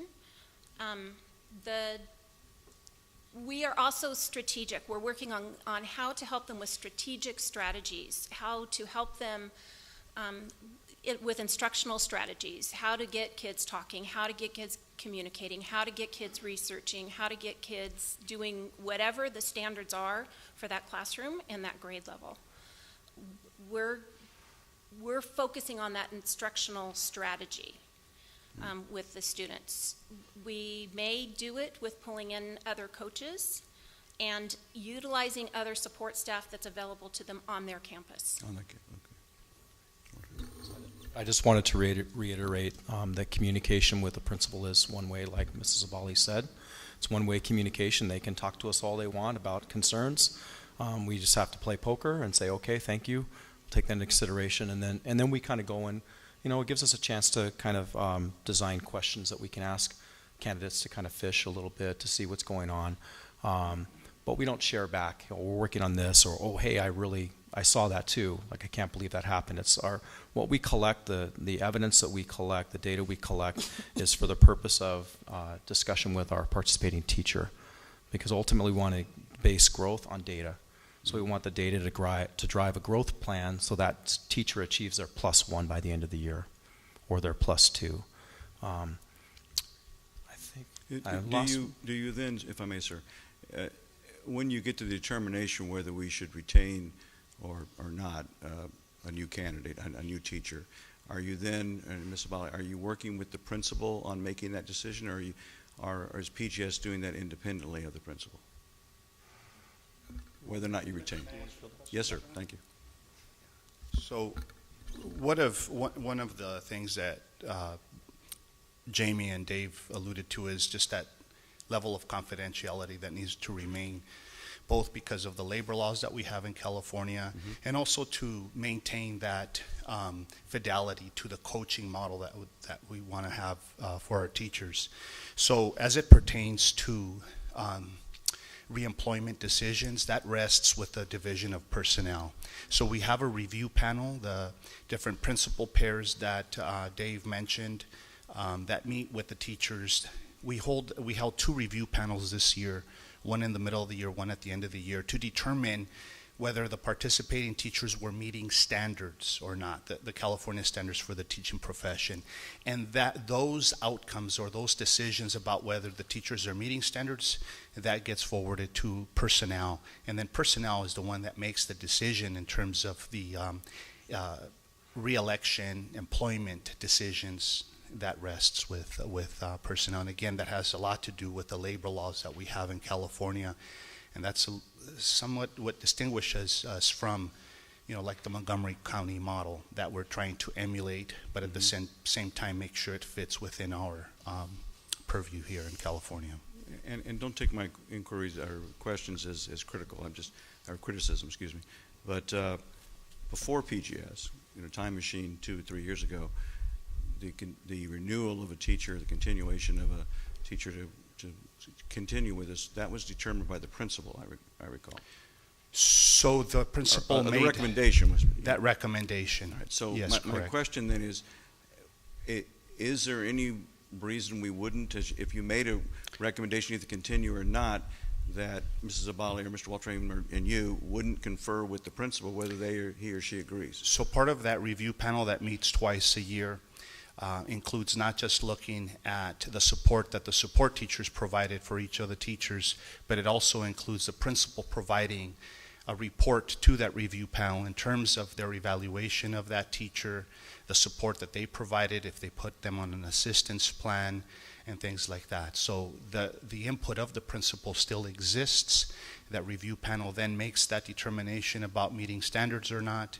And so it's a little bit of a different process that includes the principal's voice. It also includes the voice of the PGS in terms of the support teacher's work. And then we have a review panel, again, consisting of half of the members being administrators and the other half being teachers that are appointed by our CTA.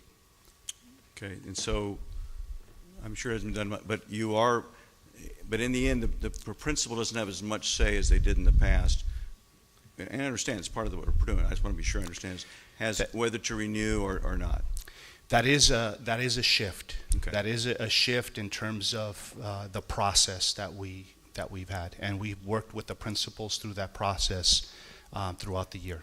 I just want to be sure, and with all respect to PGS, and I support it, as this board does, and Dr. Hansen very strongly. I just want to be sure we appoint these people to run our campuses, that we're not taking away, I shouldn't say, that we're including them in our decisions and we're getting Absolutely. their input. I understand it's one way, and I appreciate that, and I can understand it, and thank you for the tutorial on the law. But I want to just be sure that it happens, Dr. Hansen, that we're still including the principal in these decisions. Thank you, Assistant Superintendent. Thank you. No, thank you for great questions. And so what I'd like to do next, if I may, is, and thank you again, Jamie and Dave. Thank you, Mr. Watering, Mrs. Alvey. So what I'd like to share next is the outcomes of that review panel that we were just talking about. So this is a good segue into this particular slide here that shows of the 95 participating teachers, the review panel determined that 77 of them were meeting standards. And again, combination of input from principal and support teachers. There were 7 participating teachers that the panel felt required some improvement. They were in that gray area and required some additional support next year. And then there were 11 teachers that eventually ended up with personnel recommending to the board as a non-reelects.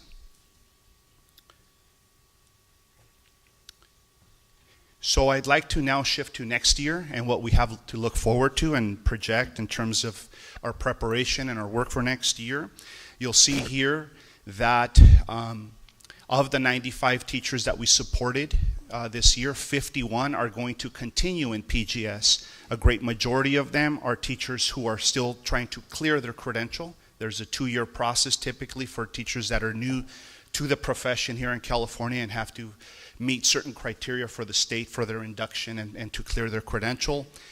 There's, I think, about 3 of those teachers who are credentialed already, but are needing some continued support. We estimate this time that we're going to have about 60 new hires for next year, and then we have 41 teachers who are permanent who were referred to PGS for support for next year. And so you'll see at the bottom that we've grown from 8 support teachers to 12. We've hired 4 new support teachers. We're very excited to have them on board. And we will be serving then a total of 152 participating teachers. And of course, those numbers will probably change as we get closer to the year, as the year starts and enrollment, changes and things like that. So Mr. Watering mentioned how just as we are supporting the new teachers and the participating teachers, the support teachers themselves have received a lot of support, not only internally within themselves, working as a team in collaboration with each other, having a teacher liaison and Mariana Robles, Haley Calhoun as a principal liaison, and so forth.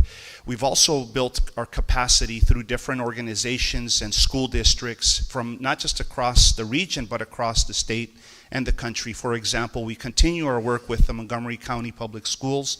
We actually flew their induction specialist out to our district to work with our support teachers early on in the year on difficult coaching situations and conversations and things like that. We presented with our CTA at the National Council for Urban Education Association which is a segment of the NEA, on the work that we're doing in Riverside Unified in developing a professional growth system. We continue to work with the Danielson Group, which is the framework that we're using for instruction, which you will hear about in more detail at the next board meeting in August. And then we've partnered with the New Teacher Center, which is a nationwide organization that provides a lot of resources and support in working and coaching new teachers. And so we're very excited about that partnership. And then we've also had some regional collaboratives with some local school districts that you see up on the screen on your documents, and even with schools in Seattle, because they're actually designing a professional growth system. So they came down here and they were joined by NEA, the National Education Association, to learn about what we're doing. And also, we also got to learn from them in terms of what they're designing and sharing some best practices and such as that. Just shifting a little bit, Before you do that, could I ask a quick question? Yes. Before you move on to talk about administrators. Yes, ma'am. Have the referred permanent teachers who are going to be included for next year been informed that they are going to? Yes, they have been informed. There was a pretty lengthy process or in-depth process in terms of the referral, the selection.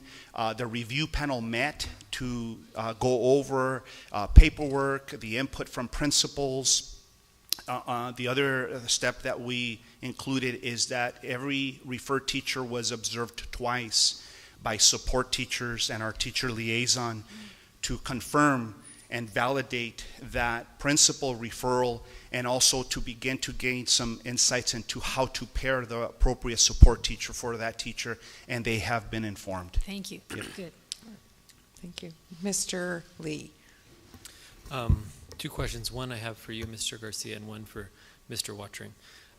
So you talked a little bit about the data, and I was just wondering, I know it's still kind of new, but are you noticing any patterns in success of teachers, whether they're new versus either new to our district or new to the profession? And also, for those that are new to the profession, are we seeing certain strengths like classroom management or literacy from a certain school? Like, is UCR doing really well at teaching teachers how to teach a certain subject, or CBU or another school?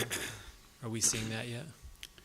I'll address, okay, if I may, Sure. especially the question about the universities, and maybe you can add some anecdotal information. But we have teachers coming to us from a multitude of universities.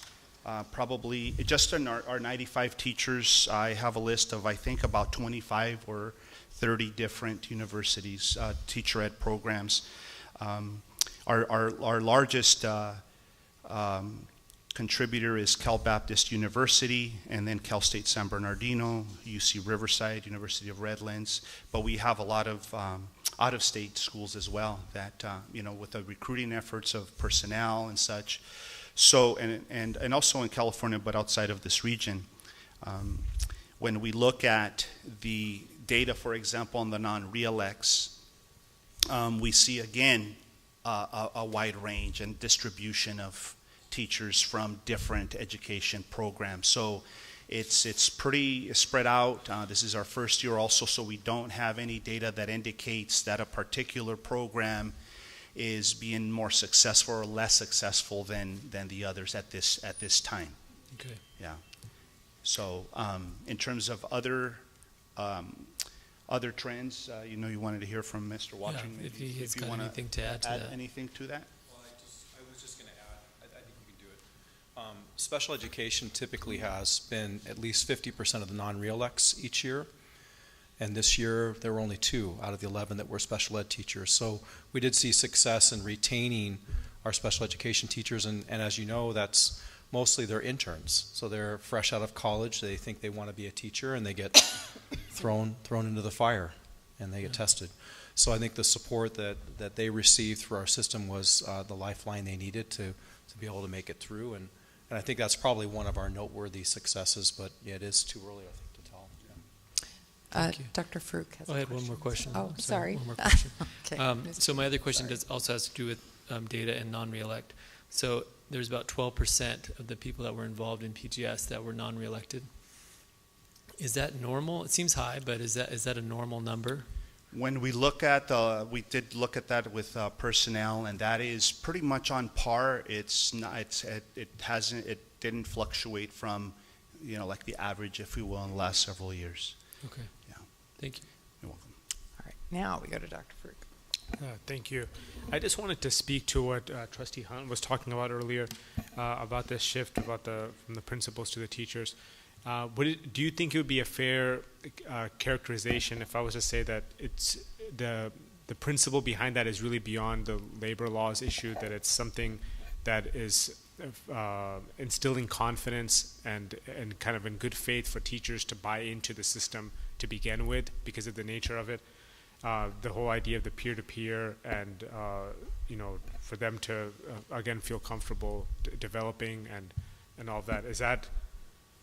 Do you think that's a fair assessment, or is it specifically only related to the labor laws? I think that what's unique about our system that we've developed is that we have, first of all, a collaboration with the teachers' union. And so now as these decisions are being made, as outcomes are being determined about teachers' competence levels and whether they're meeting standards or not, we have different eyes on that. We have some experienced teachers, some of the best teachers that we've pulled out of the classroom to take a look and to provide that support.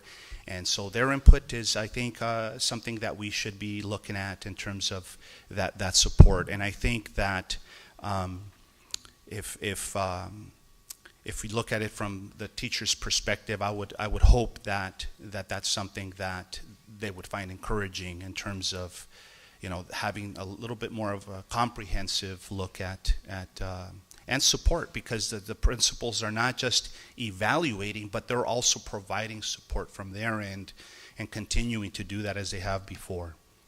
So I'm not sure if I answered your question, but that's fine. I feel like this approach is important. I think psychologically and feeling vested in the process itself, and I would assume that that's an important part of how the fidelity of how much we adhere to the teachers having that kind of peer-to-peer influence on this matter. I would assume that would make them feel more comfortable buying into it.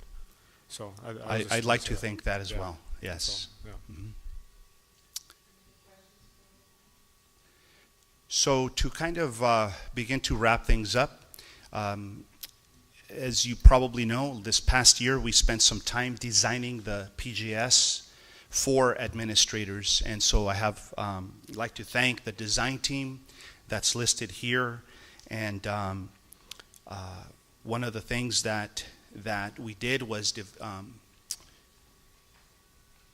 design the fact that we would have two different support principals. We wanted to hire an elementary principal and a secondary principal. However, we also wanted to, just like the support teachers that are providing support for teachers K-12 and through adult school, principals that would be able to do that again across different grade level spans. We are going to be supporting this year new principals and principals that are early in their career.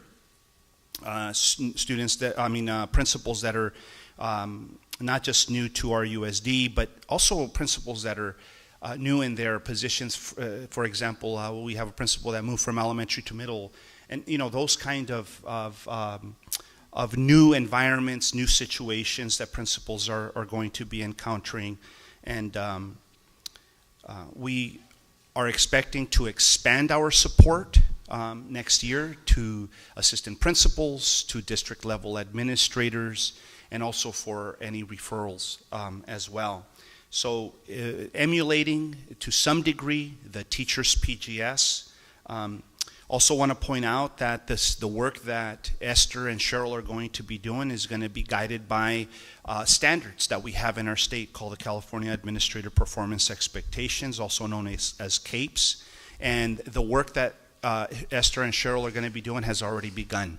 As you have approved earlier, if you recall, of course, Cheryl was appointed to this position, and so she started working in PGS and splitting her time with Miller, supporting the leadership there with Mr. Shaw, and so a lot of the work has already been front-loaded, and so we're off to a great start in terms of the Mrs. support for Alvey, administrators. do you have a question? Yes, thank you. Are they doing this as you described in Montgomery County, or have you tweaked this particular aspect of PGS? So, once again, we are trying to do the best we can to emulate the work of Montgomery County. However, there are differences in our systems. For example, in Montgomery County, that particular district has an administrators union. And so just that in of itself creates a completely different, not completely, it's somewhat different of a structure. And so we don't have that type of system here. And so we are, again, emulating to the best we can their system, but again, honoring the situations that we have in our state and in our district. Thank you. And I know that the teachers have 7 teachers they can talk to now, and they'll have more next year. But you're talking about only 2 principals who have, Cheryl and Esther, who have each other to talk to. That's a kind of a small group to get feedback from, isn't it? So there, within the PGS, we also have a principal liaison, and Haley Calhoun, who was a very successful principal in our district and was chosen in this position because of her experience and her expertise and her skills. So she's going to be, has already started and will continue to work with them on a very regular basis. I also have a regular contact with both of them, and we're creating our own professional learning community within that. And then also we're going to be building their capacity through similar types of partnerships with the new teacher center and things like and such. So they will have plenty of support. They're working with folks from Riverside County Office of Education, and so I'm very hopeful that they will be well supported and well collaborating. Yeah. Yes, Mr. Hunt. Thank you, Ms. Luckdaus. Just, Mr. Assistant Superintendent, as we move forward and as PGS becomes more of a resident in our district and in our budget, I was appreciative of Mr. Waltrain's comments about the special ed teachers. Thank you. And Mrs. Zavali's comments, just some of the anecdotals that she shared from young teachers that have done that. I'm going to be very interested, and I think my peers up here will be too. What is the return on investment? I want you to be able to, in future years, to really articulate, because we don't know what we know that California's, our budget is based on California's budget, and it's really a roller coaster ride depending on this economy, the top 1% and all that rigmarole, and who's the next governor and all. So I'm going to be very interested to know, what are we getting for this? It all sounds good and everything, but I want to really know, I want you to dig down, for me at least, that here's the return on investment we got this year, Trustee Hunt. We were able to have more, and special ed teachers are a tough group to handle, and God bless them, they have so much on their shoulders. So I'm glad to hear we're helping more of them stay and get involved. That's the information I think is going to be important for me as I look at each budget.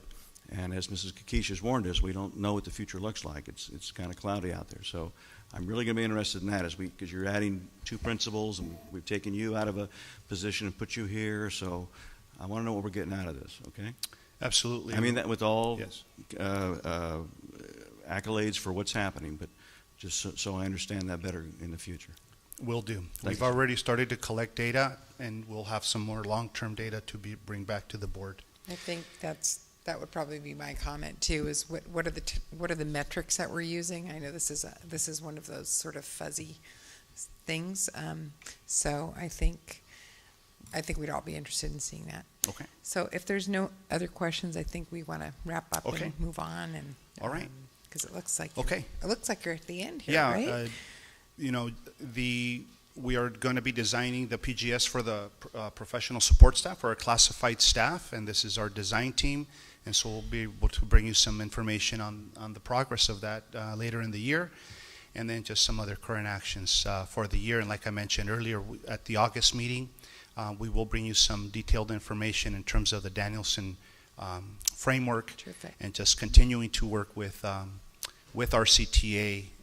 And then just real quickly, just to know that our PGS division was in several different places last year, and we're now all at Grant Education Center. And just want to thank M&O and Facilities for their preparing a professional workspace for us there. So. All right. Thank you. Thank you very much. Appreciate it. All right.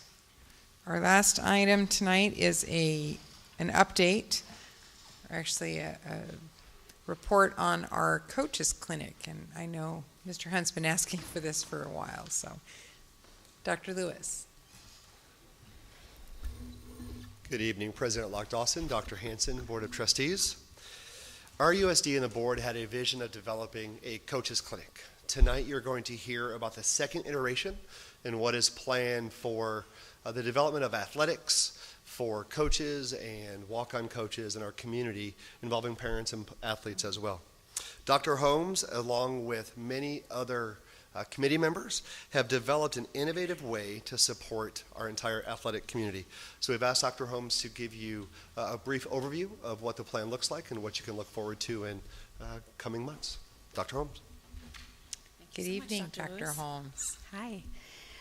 Okay, so to begin, we convened a team with the purpose of developing a plan to professionally develop our coaches, as well as to norm our practices regarding athletics across the district.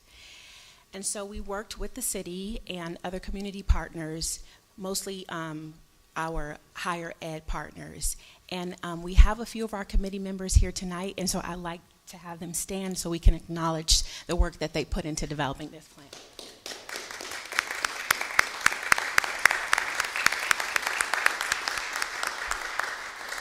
Thank you. So we convened 2 meetings, and under the direction of the board, we identified 3 areas of need. And the 3 areas are development of character, conditioning, and community. And Mr. Hunt really led us through honing this focus. So thank you so much, Mr. Hunt. In the second meeting, what we wanted to do is to begin to develop a structure of how we were going to train coaches and develop our base of partners that would help us leverage some of the gifts that we have already in the city of Riverside. And then we wanted to work on developing and adding to our district website to reflect the changes in this iteration. So we have 3 goals related to these things. We want to strengthen community, we want to improve the conditioning of our athletes, and we want to build character for our athletes through this plan. So in the area of community, we want to help coaches develop partnerships with parents and with community organizations, develop conflict resolution techniques, and also communication protocols. In the way of conditioning, we want to help coaches better understand issues like hydration, nutrition, strength conditioning, and mental and emotional preparedness as students engage in athletics and activities. And then in the area of character, we want to equip our coaches with tools that will help them to foster integrity-based decision-making in our athletes on and off the field, develop student confidence, effective communication, and adversary management. And so these are the 3 C's that we've developed as our base. And one of the things that we know is we have some amazing and glaring examples of coaches who model these 3 things, and Coach Barty is just someone who comes to my mind right away. And so as we think of people like this who kind of encapsulate all these 3 things, it moves us to the proposed plan that we have.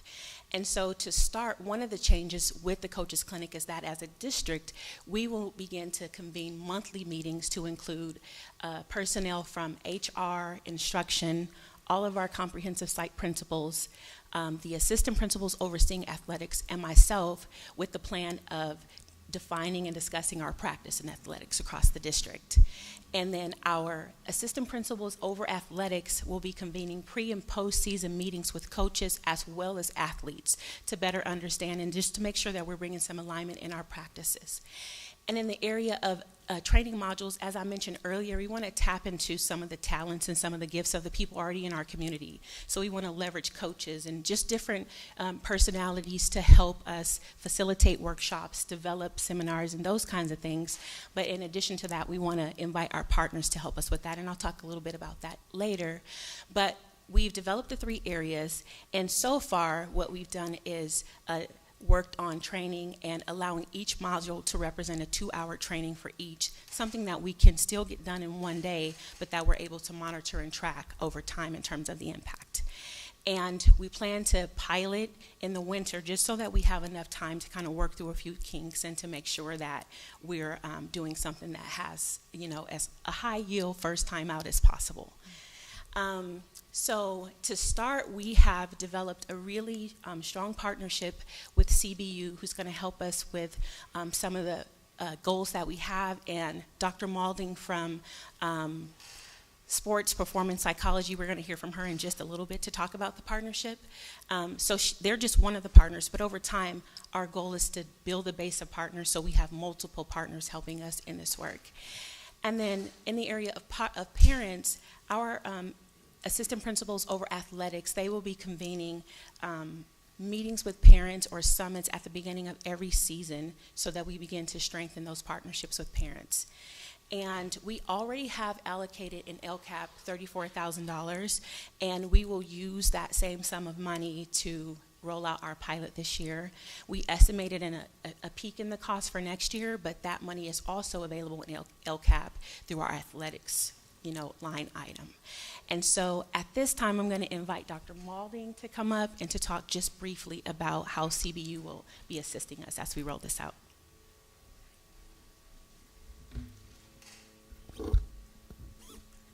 Good evening. Hi, Thank welcome. you. Thank you. Thank you so much for having me.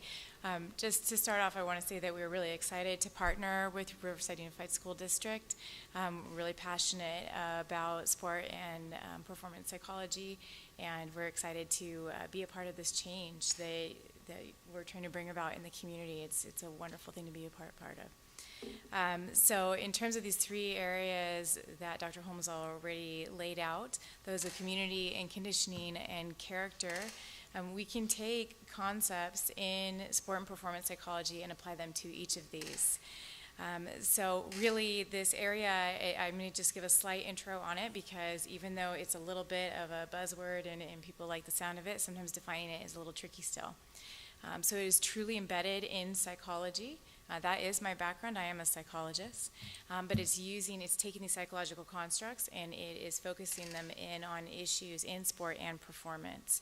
Sport is currently sort of the primary area that we focus on, but we also performing arts and other areas as well, including public speaking and administration. So when we're taking these to these 3 main areas, I'll give you some examples of how this could work. So for example, community. This is where we're looking at how do we understand other individuals, so culture, diversity.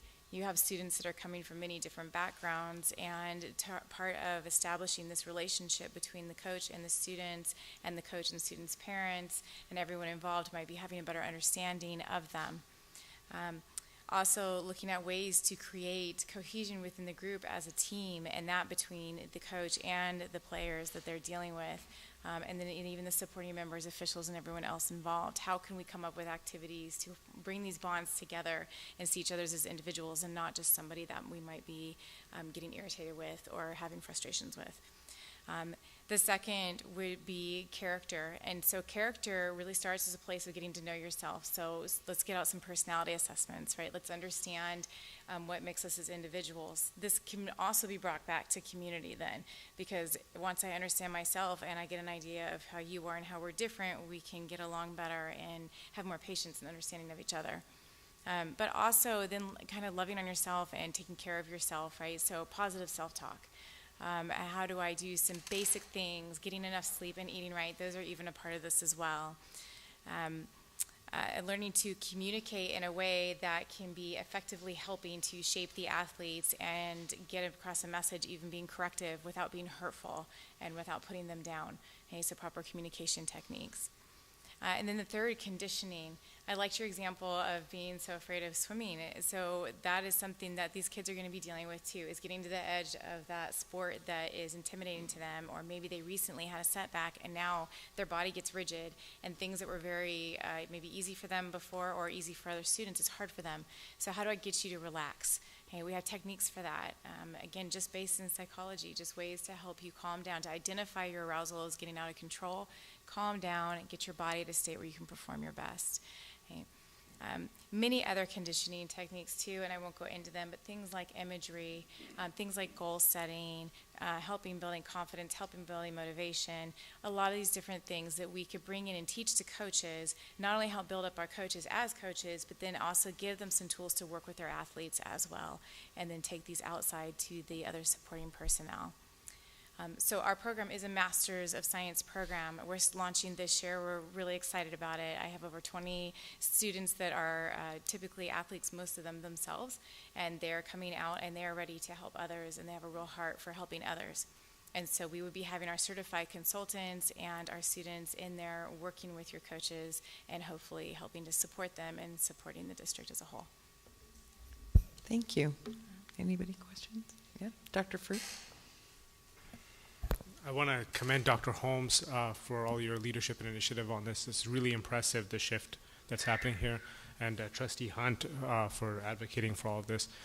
My question is more broadly on athletics. Are we looking at like a district-wide policy on, for if there's low-income families that can't afford for football gear or cheerleading outfits? I know, like with band equipment, we do that kind of work. Is there something like universal that we're looking at on that for students? So I believe we discussed that at our last board meeting, and our team, part of what we want to come together with that monthly committee task force representing school sites, district office, Dr. Holmes and the work, is to have those discussions in the district to figure out what are we currently doing, what is practice, and what is need. So that is part of why we are forming that committee, and that is one of the things we'll begin to look at. Okay, so that'll be one of the byproducts that you'll bring potentially back to the board then? Yes. Okay, thank you. Yes. I also wanted to commend you for the work, Dr. Holmes. Yes. Because if all the other board members have had experiences like me, if I didn't have complaints about sports and coaches, I wouldn't get half as many calls, right? So this tends to be an area that really parents get very hot about, and there's a lot of emotion about it. And I see this, if you could even make half the strides that you think that you've outlined here, you will be doing the district an enormous favor, because even when the coaches are seemingly doing their coaching jobs professionally, they're at odds. And then when you have a coach that's not quite on board, oh my gosh, things go quickly very, very bad. So I really appreciate it. I like this approach. I like this psychological approach that you've outlined. I think that could help a lot. And I like the idea, particularly that you said about meeting with parents at the beginning of every season. I think the parent expectation is one of the areas that is really not in keeping with the reality of their child playing on teams. I think they expect different things than they get, or they expect different things than they are experiencing. So I really feel that could be critical. But thank you. I really want to thank you for your work.